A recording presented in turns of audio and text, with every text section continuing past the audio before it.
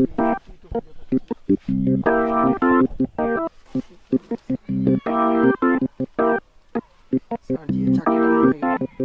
আলাইকুম স্যার, কেমন আছেন স্যার?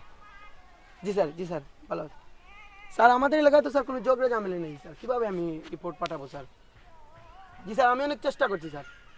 জি স্যার, আমার তো ইচ্ছা আছে স্যার, চাকরিটা করার তো ইচ্ছা আছে, তো আমি তো অনেক চেষ্টা করছি স্যার। আমাকে কি স্যার পাঠাতেই হবে? জি স্যার, জি স্যার, আসসালামু আলাইকুম।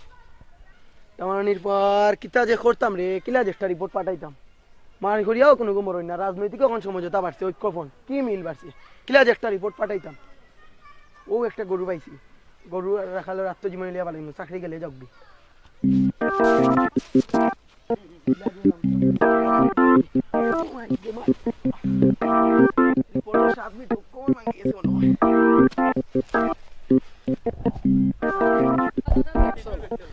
দর্শক মন্ডলী, আজকে আমি একটি ভিন্ন রকম রিপোর্ট তৈরি করেছি।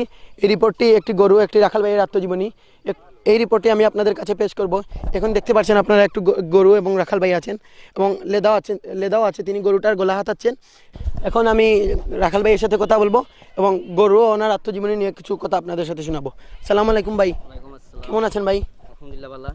জি ভাই, আমি ঢাকা থেকে আসছি, একটা চ্যানেলের রিপোর্টার। তো ভাই আপনাকে কয়েকটি প্রশ্ন করতে চাই। ভাই, আপনি গরুটা নিয়ে কেমন আছেন, বা আপনাদের এখানকার কৃষিকাজ কেমন চলছে? মানে আপনি গরুকে নিয়ে কেমন আছেন, বা আপনার এখানকার কৃষিকাজ কেমন চলছে ভাই? চলছে ভালো। ওখানে কিটা মানে ভাই, এটা আমি রিপোর্ট করতে চাই ভাই।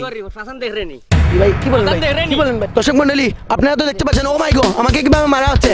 আপনারা তো জানেন, যান বাসানি পড়ো, আমি এখন পালাবো।